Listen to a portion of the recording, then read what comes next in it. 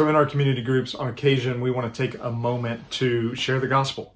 And there's a couple kind of vision pieces behind this. I was watching a deal on groups. I can't remember the name of the groups a while back, but as part of those groups, one of the things they would do actually each week was someone would share the gospel. And I was just really kind of struck by that. And as I thought about Northbrook community groups doing that, there were two reasons behind that. One was that we would just simply get better at sharing the gospel.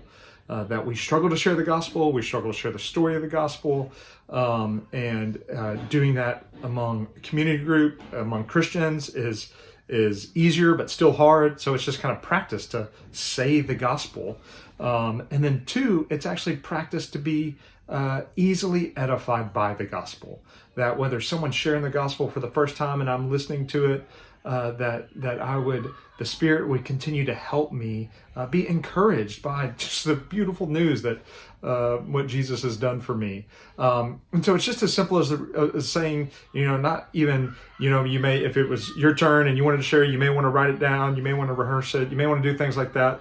But you also don't have to. It could be as simple as just talking about how God, out of his abundant love, created the world and everything in it, and he created man and woman in his image, and then they chose to rebel against God and sinned against him and believed the lies of the serpent, and sin entered into the world, and so then death and destruction and suffering came into God's perfect creation. And then you see God throughout the Bible, even throughout the Old Testament, continuing to show mercy and grace and kindness towards his people until ultimately he sent Jesus, God the Son, to live a perfect life, never sinned once in his life, and then died on the cross to absorb the righteous wrath for sin, because sin created this chasm between God's creation and God himself. And Jesus came to be his creation, to wear the skin of creation and die in the place of creation, that us, man and woman, might be reconciled back to God. So the call in our life is to see our own rebellion, that we were born into sin by nature, but also by choice, that we choose to sin.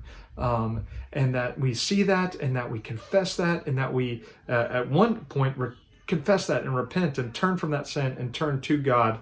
And then we get to spend the rest of our days seeing our sin and confessing it and enjoying the waterfall of God's grace for us. And one day we will get to be reconciled back to God in perfection and spend eternity with him.